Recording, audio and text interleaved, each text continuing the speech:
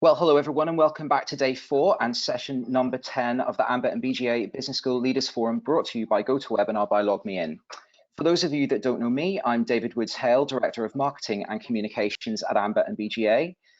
And for this session, I'm delighted to be joined by Scott Miller and Fabian Miard from Keystone Academic Solutions, who will be talking us through strategies to adapt your student recruitment in a post-COVID world. I'll let Scott and Fabian introduce themselves in a second, but just before we start, if you haven't joined one of these sessions before, we want the sessions to be as interactive as possible. So there's going to be some polls during the session, and I'll let you know when those are coming up, just so you can take part. And also, we've got a question box where you can ask some questions and put forward some comments as well. So just pop them into the little box in your control panel, and I'll try and get through as many as I can towards the end of the session. If we do run out of time, don't worry, because we'll be able to pass these on to the speakers, who will be able to get in touch with you directly and answer any queries you might have. Also during the session, please feel free to share your thoughts and musings on the social channel of your choice using the hashtag BSLF. I'll be in the line throughout the webinar. If you've got any queries or want to run anything past me, just pop them in the Q&A box and I'll come straight back to you. I'll also put some useful pieces of information as to how you can make the most out of the forum throughout the session, as well as some useful links, so just keep an eye out for those. So without further ado, I will pass over to Scott and Fabian to start the presentation. Good afternoon. As David mentioned, we will be speaking today about strategies to adapt your MBA student recruitment in a post-COVID-19 world.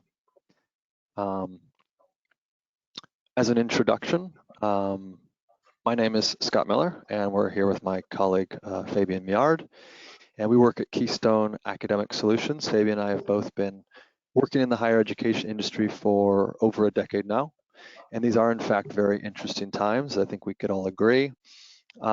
Today we're here to share with you a few insights that come from our customers, the higher education institutions that we work with all over the world, as well as insights from our student users.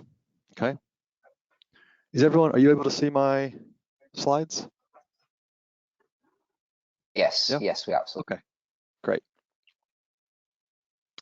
Okay, so today's session, we will share with you results from a student poll that we ran on our MBAstudies.com website.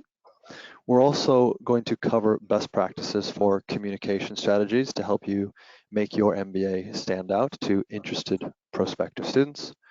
We'll also share some information we've gathered on Generation Z and some information about marketing automation for higher education. So obviously there has been major uncertainty in the market since March of this year from the pandemic, and we've collected insights from industry key players to try and explain how the situation looks today.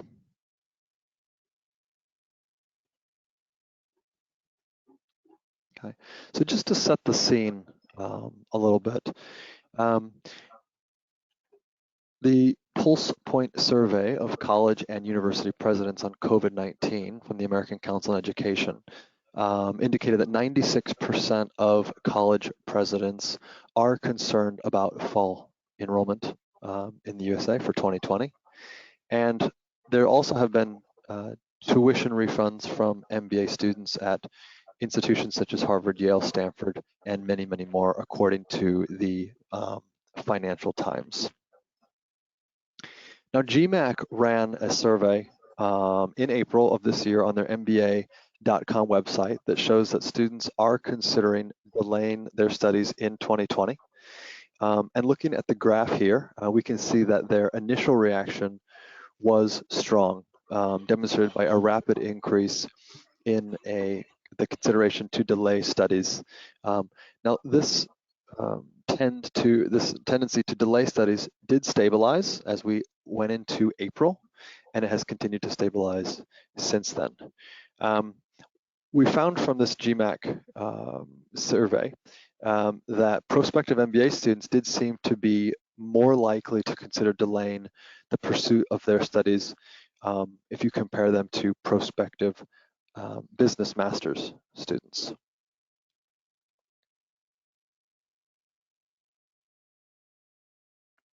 The same survey from GMAC showed job market concerns amongst prospective students. The concerns grew during the initial weeks of COVID-19 in the same weeks in March. And the uncertainty of COVID-19 on the global economy is obviously causing concern for prospective MBA students fearful about the job market. On a positive note, we are seeing that concerns are settling down and aspirations for MBAs appear to be stabilizing after much uncertainty in March when the pandemic was felt in many countries. So now let's look at the results from a student poll that we ran ourselves on our MBAstudies.com websites during the last 2 weeks. So this is very fresh data coming from our MBAstudies.com website and from our student users on that site. This website is used for prospective students who are looking to take an MBA program. The typical student that is on our MBAstudies.com website is looking to enroll in an MBA in the coming few months. So the results that we have are from 450 respondents from over 90 countries. And as I mentioned, the survey was ran during the past 2 weeks. The participants ranged in age from 25 to 39 years old. And 40% of the students that we polled were considering delaying their MBA due to COVID-19. We also gathered data on how they would prefer to complete their MBA, and 46% of the respondents said that they would prefer to complete their MBA. 47% said they would prefer to complete their MBA online, in an online delivery mode. 30% said they would prefer a campus-based program, and 23% indicated that they would prefer flexible or combined delivery of their MBA. There has been a big rise in the demand for online delivery of MBA programs, and this goes together with the trends that we've been seeing lately across all of our websites and verticals with students. So there is a general increase of interest for online delivery of programs. We also asked these same prospective students the top factors that they considered when looking at MBA programs. And the number one factor for them was the perceived quality of education. 31% of student respondents indicated that this was the most important. Number two was earning potential and career prospects after they completed their MBA degree. The price of the MBA was number three. Reputation of the business school, flexible learning options, and location were the top 6 factors when considering an MBA from the students that we polled on our MBAstudies.com website. We also asked these students if they were considering an MBA prior to COVID-19, and 23% of the respondents stated that they started actually considering an MBA after COVID-19 started. So there is a significant increase in interest in MBA programs since March. So this is kind of a silver lining that we found from the poll that we ran with our student users.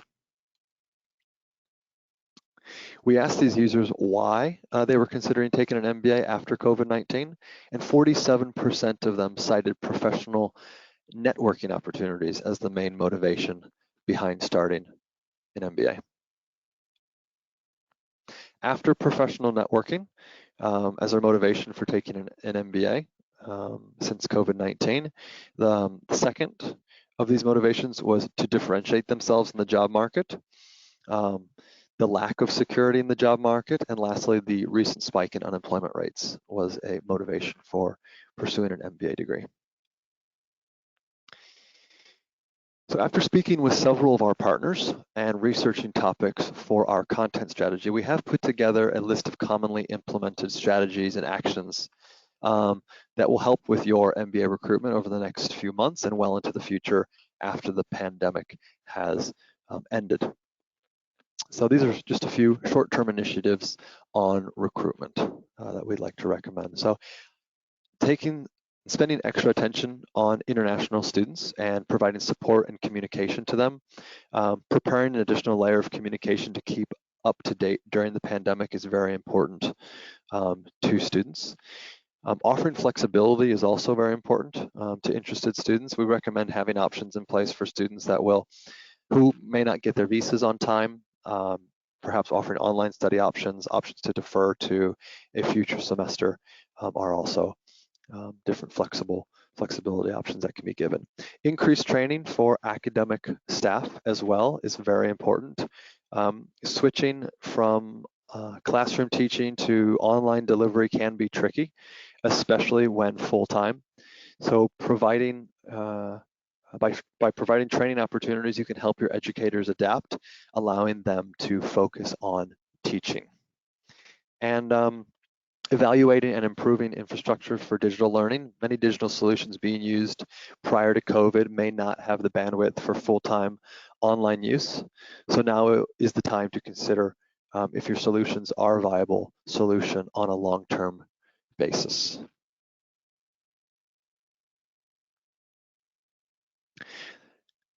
So the next slide focuses on short-term initiatives that can be taken in the classroom. Creating virtual learning experiences. So putting in extra effort into creating opportunities for interaction and engagement from the class. There's a great company out of Norway called Kahoot. They offer live quizzes, and that is something that can be implemented for the classes. Also creating online events for students, especially in the beginning of a semester. Also ensuring mandatory attendance for key events to boost networking among new students. Really start building the bridges now for those students that will start in the program. Bring the outside world in, invite prominent alumni and guest speakers to give talks and share business cases online is a really good idea to bring into the program, and also to include real life business examples from the pandemic into the curriculum. I think there's a large variety of examples that we can, real life examples that we can bring into curriculums now and integrate into lectures and coursework. So these are some of the initiatives that our customers have been implementing, and we wanted to share that with you today. Other short-term initiatives, nurturing current applications, hosting webinars just like this one about upcoming intakes is an important initiative that can be put into practice. Facilitate deferment to next semester intake if students need that flexibility. Setting up a help desk for visa-related questions, and also assisting students, maybe providing some extra assistance with the visa procedure nowadays. All right, I am going to hand over the presentation to my colleague, Fabian, who will talk about communication strategies. Hi, everyone. Yes, so the way that we communicate with students is quite important to make an MBA stand out. And a large portion of today's MBA students are millennials. We have by now adapted our communication strategies pretty well to this group of people. But what's interesting is that now Generation Z is approaching and will keep MBA admissions busy in the next decade or two. The two generations, they share similarities, for example, in how good they are at using technology. But there are important differences which can be useful to know, and especially in marketing and communications. So who are the millennials? As most of you probably know, you probably are a millennial yourself, wouldn't surprise me.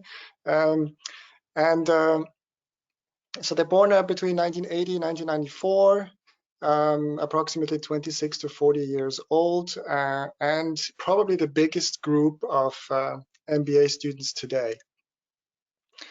Millennials are known to respond to many promotional strategies, including traditional advertising, but also to digital and social media marketing. And for this session today, we polled prospective MBA students on mbastudies.com, which is a website that we own, to obtain some insights on their current communication preferences.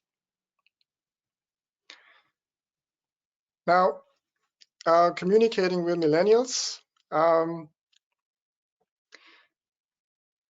more than half of the students that we polled on mbastudies.com were indeed millennials. As you can see, they were between 25 and 39 years old. But you can also see there's already a group of Gen Z emerging. 14% were already in that group. So it's mostly millennials at the moment, and the overall preference when it comes to communication is clearly, as you can see on the next slide, is clearly email. Over 60% answered that they wanted to be contacted by the institution by email. But we have also a few other channels. As you can see on the next slide, they're less popular. You can see texting and other types of messengers, and other social media channels were about at the same level. And less popular seem to be in-person meetings and calling. Now, another interesting finding on the next slide is that students seem to, or prospective students seem to expect to be responded to very quickly, within 24 hours. And this is a trend that we've seen for some years now, is that this is expected by a lot of prospective students when they contact a university or a business school. It's a challenge for many of our partners in higher education to be able to deliver on that. But fortunately, there are tools available to facilitate this type of response time. And at Keystone, we have also introduced such tools to help business schools and universities to be able to respond quickly and also save time on the manual work that may involve. Now, let's meet Generation Z, the new kid on the block, in a sense. Born after the mid-90s, following the millennials. They are the first true digital natives. They're born into a tech world. And the oldest group among the Gen Zers are now nearing 25 years of age. So it becomes an interesting demographic for business education especially. They're entering postgraduate business programs and the MBA market in the coming years. Gen Zers, they're a little bit different to previous generations. For example, they are said to have an attention span of about 8 seconds, as opposed to millennials who had apparently 12 seconds. And an interesting trait is that they're very focused on instant gratification, especially when communicating with institutions and businesses. So they prefer concise, bite-sized communication. Social media and messaging are their preferred methods of communication. Authenticity and realness are really important to them, which, for example, explains also why influencer marketing is such a big deal with Gen Z. It's related to that. The good news with this situation at the moment is that a lot of the adaptations that institutions are making during this pandemic can help to prepare for the future arrival of Gen Z. As digital natives, they are likely to want to have more flexible study mode with elements of online. Now, we were interested to verify the communication preferences by asking the Gen Zers and the millennials directly on our websites. And we'll see the comparison coming up next. So the top 3 for Gen Z on the left and the top 3 for the millennials on the right. You can see there is a shift to Instagram, a channel that is very much associated with authenticity and realness. You'll see also that YouTube is also in the top 3 for the Gen Zers. There's a clear trend with video. and it's also, for example, related to influencer marketing. I find that personally interesting. I'm actually still one of the last Gen X, so maybe one of the first millennials, depending on where you want to put me. And I have a clear preference of written over video, but I can see that there's a lot of video coming and a lot of channels, also news channels, and that's what Gen Z responds to really well. Facebook remains in the top 3, but is less prominent and perhaps used more as a secondary research tool for the Gen Zers. The takeaway for you is that you are catering to 2 different generations in the coming years, and you'll need 2 different communication strategies depending on which audience you're talking to. Now, if we move on to the next slide. Now, what can you do to cater to both generations? We have some insights. So one is that you stay in touch and nurture and retarget the prospective students. Communicate what makes you stand out. Focus on, for example, on your student community, your teaching staff, or perhaps a unique study program. Definitely incorporate video with the Gen Zers in particular. Send short video messages from your admissions team or on campus. And think about how regularly do you update your YouTube channel? Do you even have a YouTube channel? Be active on social media. Encourage current students to share experiences on social media, study experiences from home, virtual classes, and also try to facilitate so-called Ask a Student channels. There are great services for that out there, and you might know Unibuddy. That's a really good service to do exactly that, also at scale. Now, consider also new channels. Have you heard of TikTok? If you haven't, speak to any teenager, they'll tell you all about it. It's a very popular social media channel that's increasing, growing very, very fast. So keep your ears and eyes open for social media channels that emerge. And there are also some regional differences. Not everything is American, US-based social media. You'll see also some differences there. So it's good to do good market research and to use those channels where relevant. Give prospective students the chance to join an online class as a guest and invest in the virtual student experience. For example, you can create a virtual open day and include online events in that. A lot of our partner schools are doing a lot of these things, and there's a lot to learn and to improve and introduce to make a program stand out. Now, when it comes to a communication plan, you'll see on the next slide,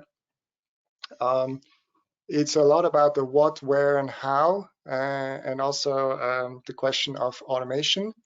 When it comes to the what, it's important to sell the experience of the MBA, not the MBA itself. Inspire the students by creating value-based stories. Use prominent or interesting alumni in marketing campaigns to tell your story. This will help you, especially with Gen Zers, to resonate with them. They crave authenticity, and this is a good way to do it.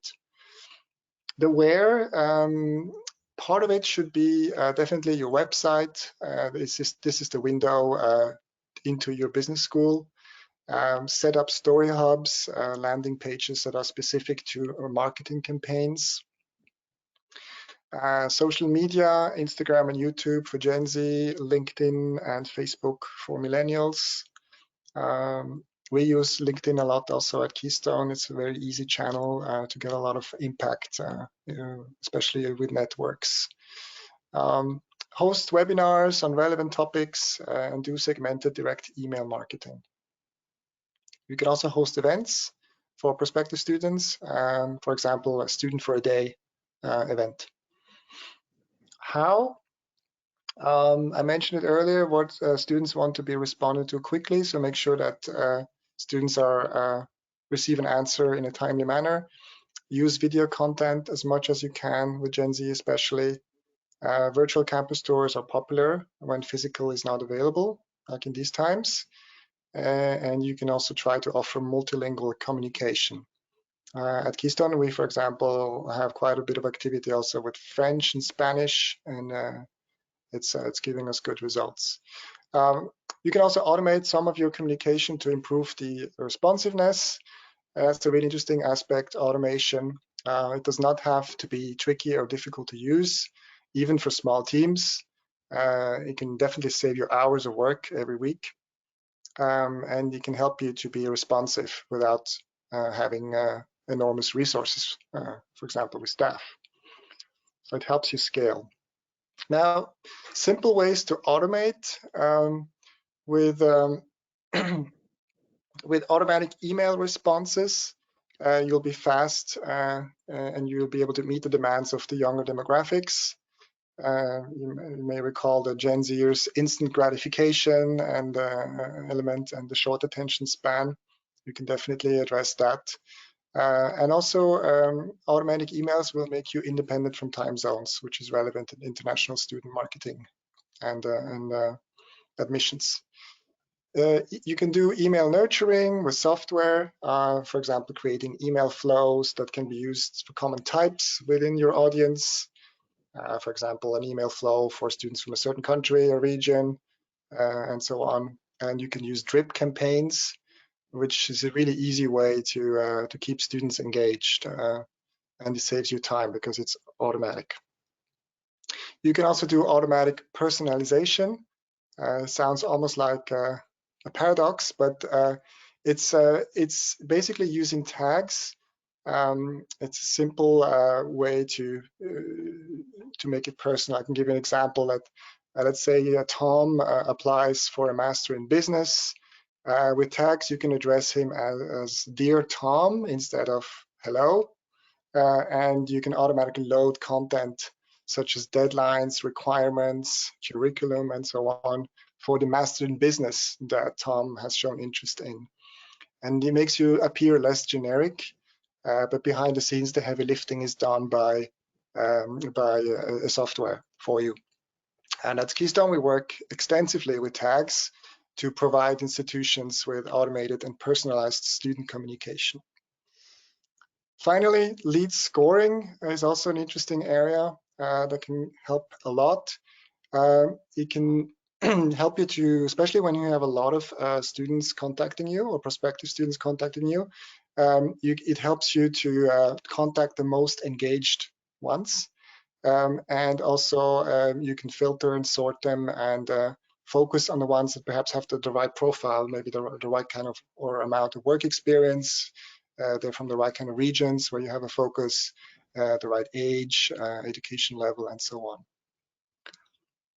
So automation is actually simple, and it will help you save time. It will increase student engagement. It will help you to prioritize the most suitable students, and it will improve the student experience early on and throughout the journey towards becoming an enrolled student at your institution. So with this, I am done with my part of the presentation. I'd like to open for a bit of Q&A, and any comments, questions are welcome. And okay, thank you. Yeah, go on. I was going to say thank you very much. We've had a few questions have come through. Would you like me to start with those now? Yes, please. So the first question is again around demographics. So you've talked about how Generation Z prefer authentic communications. The person is really asking whether business schools should use paid for promotion on these sort of networks, or would this be deemed to be inauthentic to students? Yeah, I would say you need to use both to get the impact that you need. But the paid will be typically a little bit less effective. You can use it also maybe to accelerate the impact. I can give you an example that we do in our company is that we encourage our employees to share, for example, any news or blog posts or an interview with, for example, our CEO, things like that. Because through these networks, a lot of our employees are very well connected within the education industry. And if they share something on their personal profile, it will have a very strong impact in the network. But we also need, of course, to have some paid activity to go sometimes beyond our network to get a stronger impact. So try to capitalize on your employees and your colleagues who are often really well connected, especially in the higher education industry. People are really the networks are very strongly connected from all these conferences and meetings, and there's a lot of exchange going on. So it's worth using it if you can. Okay, thank you very much. I guess sort of staying with that point, it's in this day and age, it's normal to have to send automatic emails, but somebody's wondering if you've got any advice on how you can add at least a sense of authenticity to automated emails that are being sent in mass mailing lists. Yeah,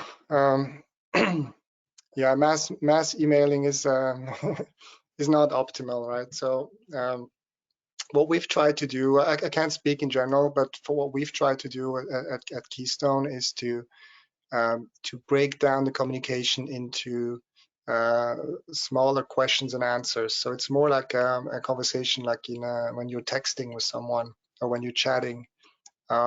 So for each question there is an answer, and we try to avoid to send too much information on one simple question.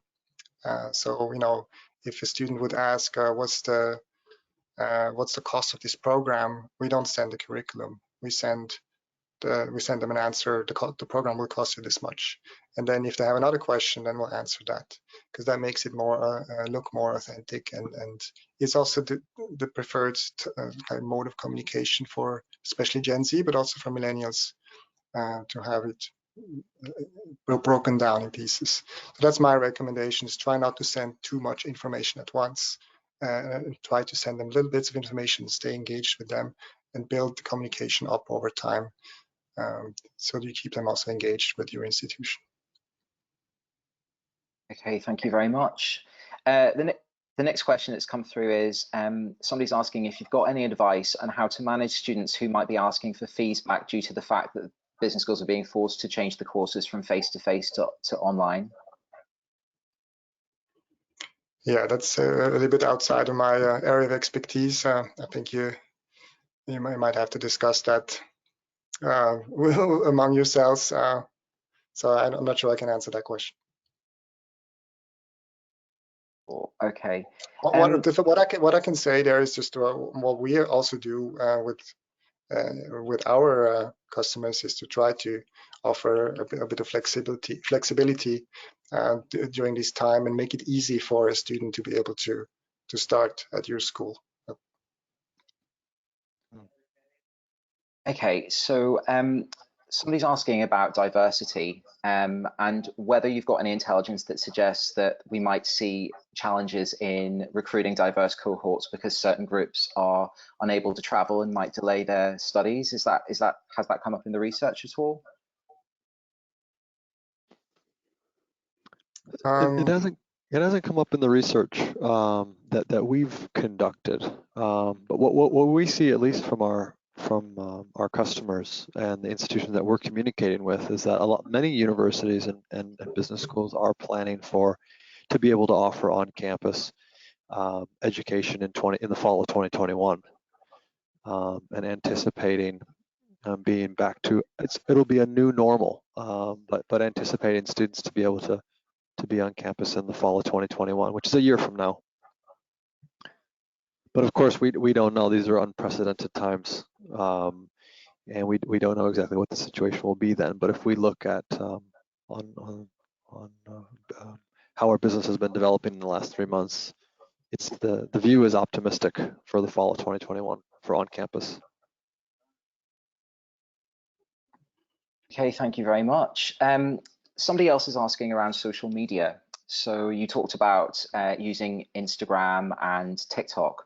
They're wondering if you've got any advice, because perhaps faculty might not be of the same generation who would want to consume this media, how to engage faculty with perhaps getting more involved in Instagram and or TikTok, or perhaps more sort of Gen Y specific or Gen Z specific social media platforms? My general advice is to activate the community you already have. So in this case, probably the either younger employees or the student body directly. Try to involve them. It also helps with creating the community and the authenticity. I mentioned during the presentation the service of Unibody, which I think is really interesting because what they do is they involve the students in answering questions from prospective students, and it's done in an organized way with a software and a platform backing that system. I find it very effective because a lot of these digital natives, the Gen Zers and maybe the younger millennials as well, for them it's so easy to do this, and then they know so much about it, so you just have to capitalize on that. I know there's sometimes an age gap, but I'm sure a lot of you have these resources just around you. Just tap into it, the younger employees and the students. Lovely, thank you very much. Somebody's asked if you've got any intelligence that suggests whether or not applicants will be calling for or expecting there to be more scholarships available to help them with the financial impact of COVID-19.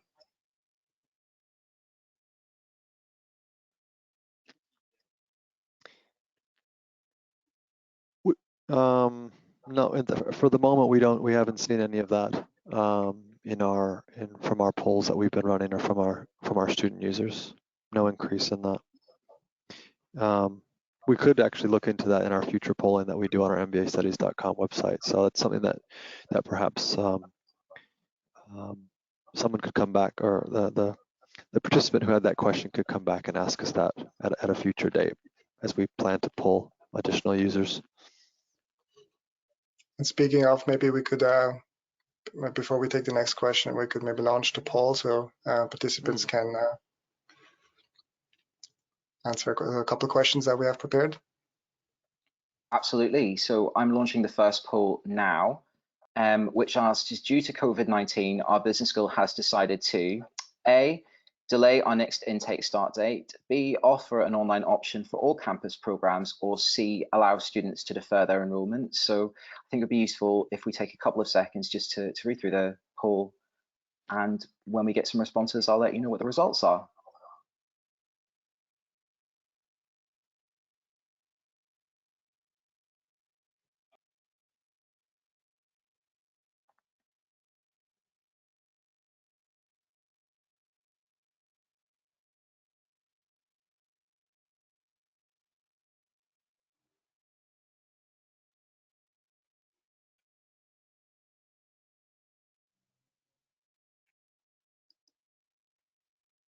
Okay, thank you very much everyone for voting. So 18% said they plan to delay their next intake start date.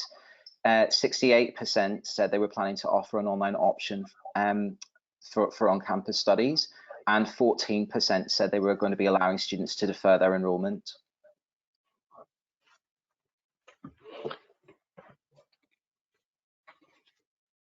Thank you. That's very interesting to know.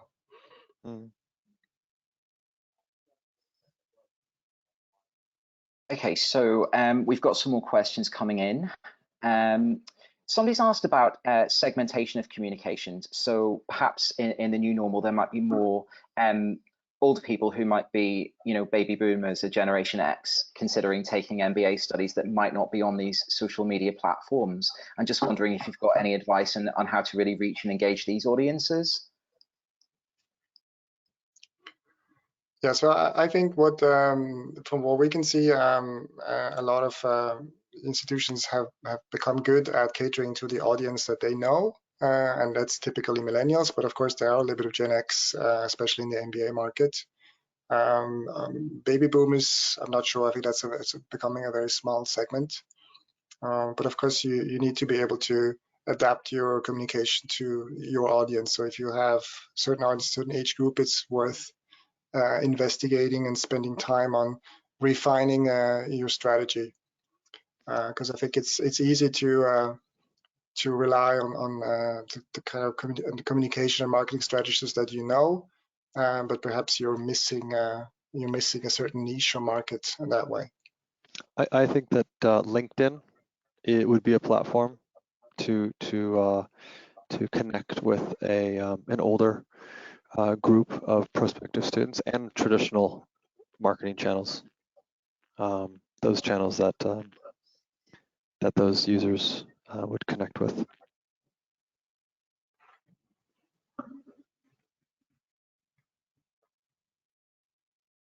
Okay, so we've had some more questions come in. Somebody's asking if you've got any examples of how a business school has taken the power of social media to great success, and if you've got any sort of case studies or even anecdotal advice around that.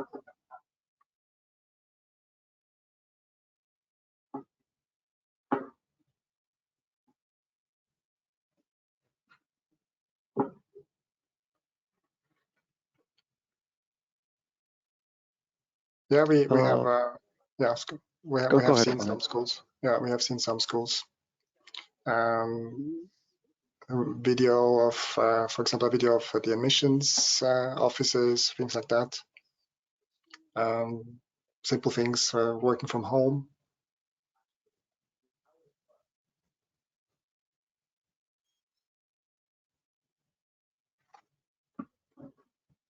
Okay, thank you very much. The next question is, the results of the survey demonstrated clear preferences between ages and social media.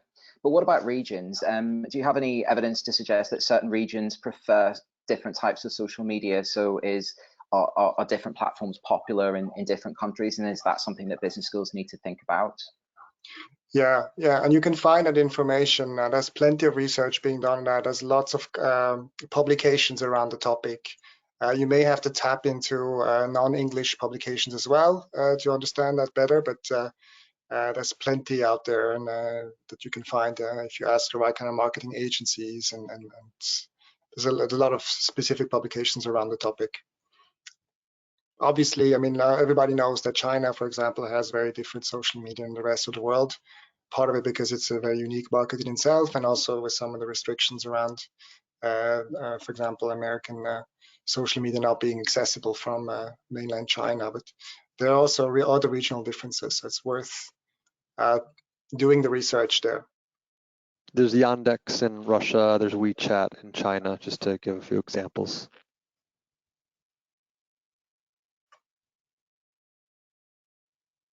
Okay, so someone else has asked, COVID-19 has had a huge impact on almost all aspects of life, leaving economies and businesses alike in an uncertain position.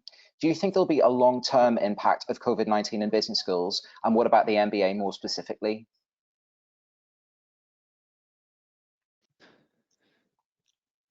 I would say that there will be a long-term impact from COVID-19. I think not only in business schools and higher education, but also in business in general and life as we know it. But you know, I don't believe, we don't see any trends that education and taking MBA will go away. We all need, or students that are interested to pursue a higher education are going to continue to do that. If it needs to be in an online format from time to time, then that will be the new norm. But we don't see any indication that that it will have a negative impact or impact graduate business programs like an MBA. I thought two things were interesting recently, and also in preparation and the research we've done, the polling we've done for this webinar, there's a group that emerged that is now considering to take an MBA that wasn't considering taking an MBA before, and that can of course be related to the jobs market, but perhaps also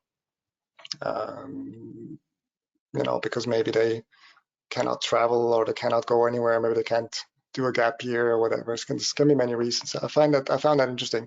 And another one is that online education has been, of course, a growing market for many years. And what we see now is a massive acceleration. And I don't think that will be temporary. I think it will be something that will last.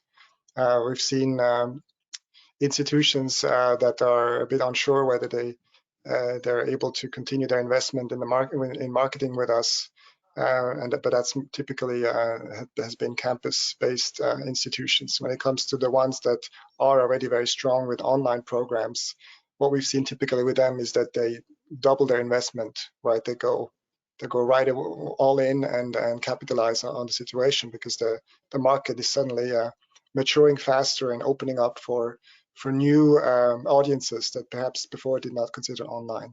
So, and I don't think that will be a temporary effect. I think that will be something that will last. Okay, thank you very much. We've got loads of questions coming through now. So what generations do you think would be most likely to take part in webinars that Business Schools might be offering? Do Generation Z still enjoy taking part in webinars? Is that an effective way to reach them?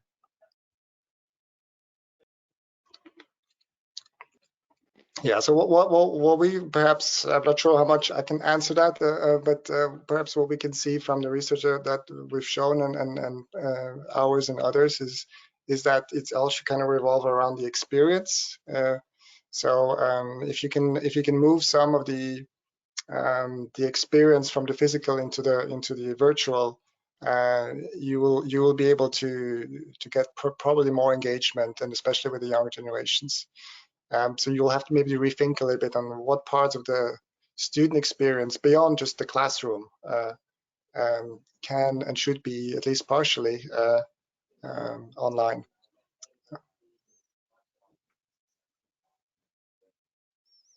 Okay, so somebody else has asked, do you think business schools should be focusing more on promoting themselves as a school, or be focusing on promoting their individual programs?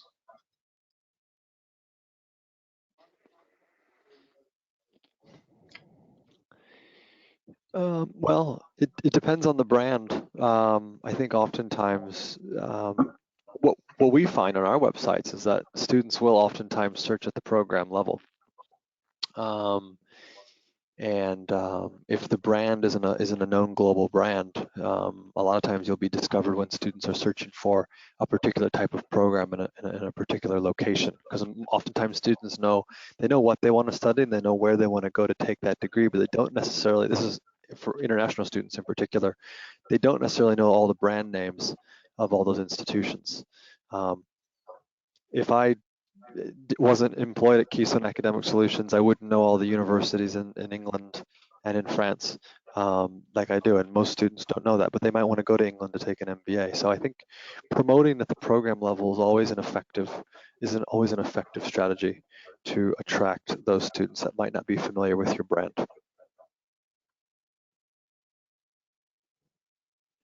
Lovely, thank you very much. Somebody else is asking if you see the shift towards online learning impacting prospective MBAs' main motivation to study an MBA, which you said was networking opportunities. So I guess they're really asking how business schools should be able to sort of uphold and keep that networking in place in an online environment. I mean, from what we see, on-campus studying will still be desired and strong in the future. I think if we look at the intake that's in August or September of 2020, it won't be as strong due to COVID-19 and the travel restrictions.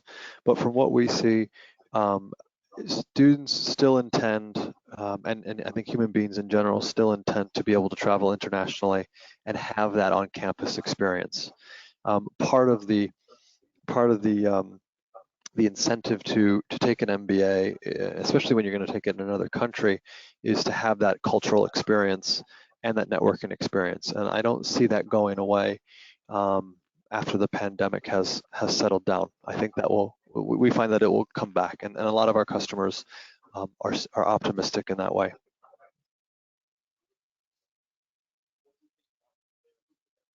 Lovely, thank you very much. Do you have any other advice on how schools can better adapt to online learning and how they can really communicate this to students and applicants?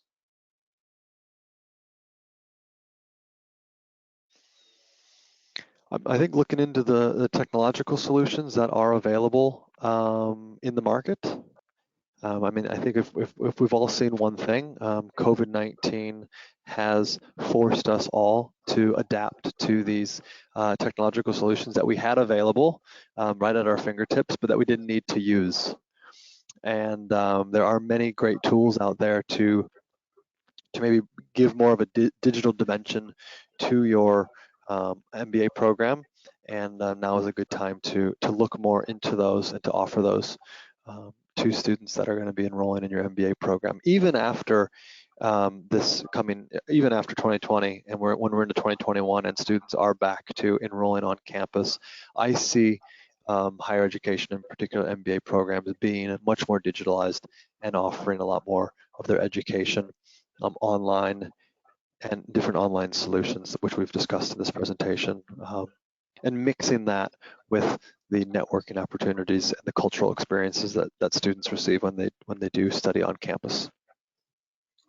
What I can imagine is that those schools that will succeed at creating a good online experience for students will be the ones that explore and discover maybe new audiences and will be able to expand their share of the student market. And so it's worth investing and investigating how you should do that. And if you're unsure on what the technological solutions are, there are companies that have been, their main purpose has been to take the curriculum online and offer online programs on behalf of universities. They are called OPMs, online program management companies. There are several out there. Some of the more famous ones are Wiley, perhaps Pearson's. They do that kind of thing. But there are many others as well. And perhaps if you feel that you don't have the resources to go online with your programs or the experience, maybe partner up with an organization like that that has done this for perhaps 10 or 15 years. A lot of those also work with us. We have a lot of we do a lot of marketing and advertising for online programs. Onlinestudies.com is one of our strongest portals and one that did not suffer at all during this COVID-19 outbreak. Quite the contrary, it has been the strongest website and growing during this period. And a lot of the suppliers or a lot of the partners that we have in that market are so-called OPMs, and what they do is they partner up with a university, and the university provides the curriculum and the teaching, and the OPM takes care of the platform and often even the marketing and the promoting and enrolling of the students. And all the university has to do is to be there and teach the classes and in the online mode. I think that's a very interesting partnership.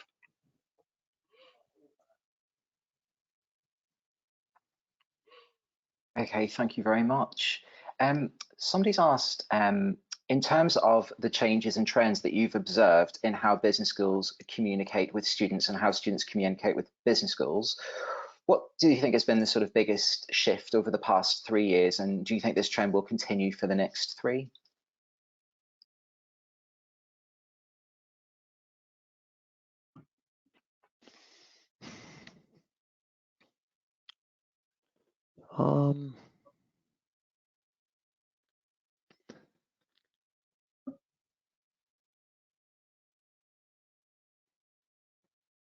Yeah, that's a. I'll leave the word to Scott. Yeah, I'm trying to think of a response to that. I mean, the course become much more digital as we've seen. There's students are less. Yeah, perhaps one question was whether students would experience something as authentic if it's done by a robot or a machine, and of course there's a fine line. But I think also that a lot of the younger generation now, they have accepted that sometimes you'll get a faster answer if you use something that's a little bit more technological, like a chatbot, or than if you were trying to get through to a human. So I think perhaps try out automation and try to scale things and see how the response is. If it's a good one, invest more in it. I think that's worthwhile to explore, because the instant gratification part is really strong, right? The young generation, they want a quick answer, and they not necessarily care whether that answer came from a software or from a human, as long as it's a good answer and it's delivered quickly.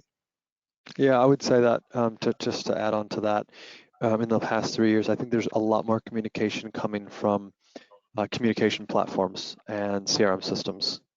If I would look back, as I mentioned, Fabi and I have been in the higher education industry for the last decade, and when we first started out, there was very few communication from CRM systems and communication platforms, and that is now the norm. So I think prospective students today are used to receiving, as Fabian has mentioned, quick responses, and the only way to do that at scale is to use technology, especially with international recruitment, when you're receiving inquiries at all hours of the day, on the weekends. Everyone is using some sort of communication platform to get back to students in a timely manner, and to answer the specific questions that they do come with, because students do often come with a specific question. And I think in the past, higher education institutions had the tendency the student would ask what the tuition fee is, and they would send back a very, very long and detailed answer. And with technological solutions, you can send back an answer to the exact question that they asked. And I think prospective students appreciate that. That way they get the information that they need, and they're able to, if they'd like, ask additional questions. But normally they have one or two questions that they want an answer to, and communication platforms can provide them with that. Well, our experience has been also that if you give students more an opportunity to ask more questions, that they will use it. So when we launched our own automated communication system that we call Engage, it actually lived up to its name and created more engagement between institutions and students, because they asked more questions and they got more answers, and it started the conversation.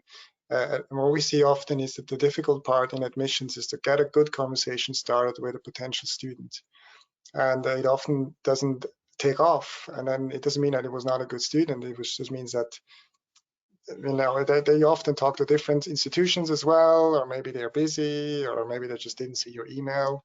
I mean, how often do you miss an email, or you see maybe a week later, and then perhaps in the meantime they've already talked to another institution, right? So the good thing when you have this engagement driver is that you create the conversation with the student and the dialogue that will lead potentially to an application and perhaps to an enrollment. We also find that there are some commonly asked questions, and those commonly asked questions are the ones that students answer, and there's between 15 and 20, and there really aren't many more than that. And with an automated platform like the Smart Engage that we offer, and other systems offer the same thing, I'm sure, you can pre-populate the exact answer that you want to send back to those students, so that they get the exact information that they need about your program and about your institution. So I think technology is key nowadays, and that has changed in the past 3 to 5 years. Excellent. Thank you very much, both. Thank you for taking so many questions in this session. It's been really insightful, and lots of practical advice in there as well. I think that's all we're going to have time for in this session, but I just want to thank you both again, and I also want to thank Keystone for their support with this event. You can meet representatives from Keystone and all our partners and sponsors in our virtual exhibition. I've popped the details in the chat box for you. So just take a click on the link and you'll be able to go there, help build your network, find out more ways to network, and find out more about the innovations available in the marketplace to help you manage your way through the new normal that we've discussed in this session. Just to remind you, if you've already signed up for any future sessions, you will receive, or will be about to receive, an email from us with a link to join. If not, I've included the link for the next session in the chat box for you all. Just copy and paste it into your browser and you'll be able to register. Tomorrow at 2 p.m. we have a double feature session. during which Aditya Singh, Director of Athena School of Management, will tackle internationalization within business education and talk about how to build the gap between cultures and countries. And after this, at 2:30 p.m. BST, Ambit and BGA's very own Victor Hedenberg will present on impact and sustainability and understanding BGA's accreditation process. And as I mentioned, you can register for both sessions using the chat box. Just before I go, if you've missed any sessions or would like the recording of this session, we'll put the recording of all the first 10 sessions on the website for you this afternoon. I've pasted a link in the chat room so you can find it and access all the content. We've also made the attendee list available. You should have all received an email this afternoon with passwords that you can use to access the delegate lists for all the sessions that have happened so far, and we'll put them up on the website within a few hours of them taking place, so you can network with each other and keep the conversation going. And also don't forget that we've got another 14 sessions still to come. It's a marathon, not a sprint. And you can see all the remaining sessions and register via our website, www.associationofmbas.com. So all that remains to be said is thank you so much once again, Scott and Fabian, for taking the time to speak to us today and for sharing so much insight and practical advice. And I look forward to seeing everyone hopefully tomorrow at another session in the forum. Thank you very much. Thank you. Thank you.